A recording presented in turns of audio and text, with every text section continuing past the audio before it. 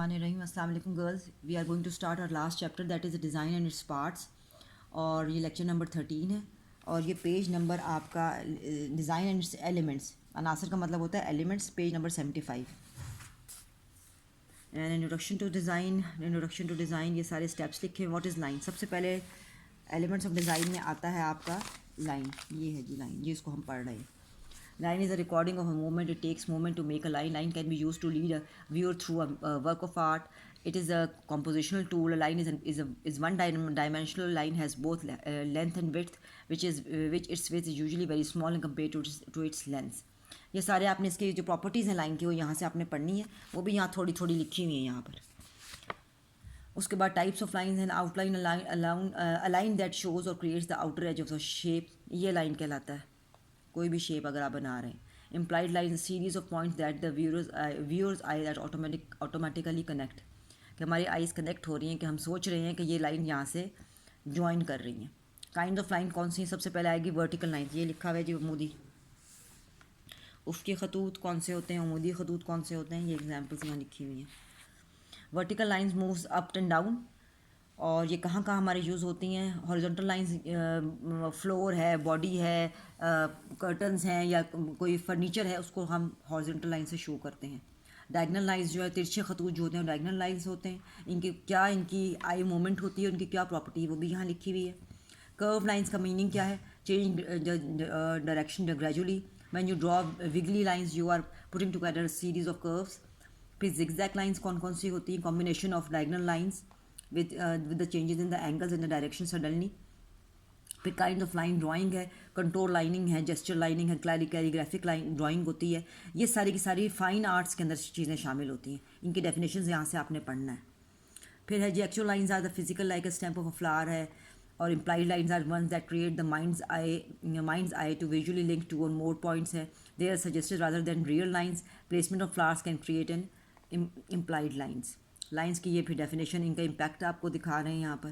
Definition of line जैसे ये बताया, कंटिन्यूस मार्क, डेलिकेट एजेस, और बेसिक्स यही है, vertical, horizontal and diagonal. Thick versus thin, इनके दोनों डिफरेंस है और इनका प्रॉपर्टीज़ हैं। Types of lines, implied, contour, gesture, structural, calligraphic.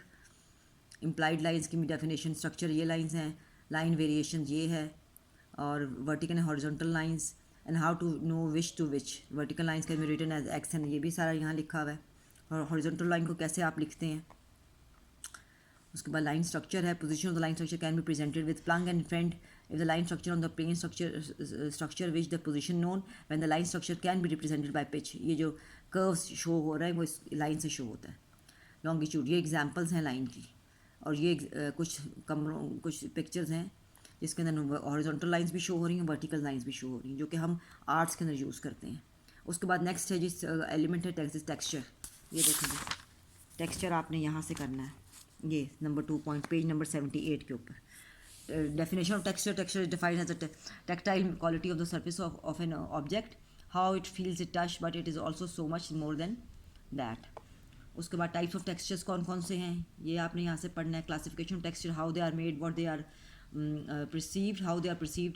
Types of textures, tactile है, visual, natural, artificial. tactile texture कौन से होते हैं? जिनको आप छू कर महसूस कर सकते हैं। विजुअल टेक्सचर जो आँखों के से आपको टेक्सचर को बताते हैं या दिखाते हैं। नेचुरल टेक्सचर जो कि अल्लाह ताला ने बनाए हुए हैं और हम उसको वहाँ से फील करते हैं। आर्टिफिशियल टेक्सचर जो कि इंसान बनाते हैं और इनको डिफरेंट चीज़ों को डेप्थ देते हैं इसकी वजह से। ये डिफरेंट टाइप्स ऑफ टेक्सचर्स हैं, और ये सारे के से ये भी टाइप्स हैं।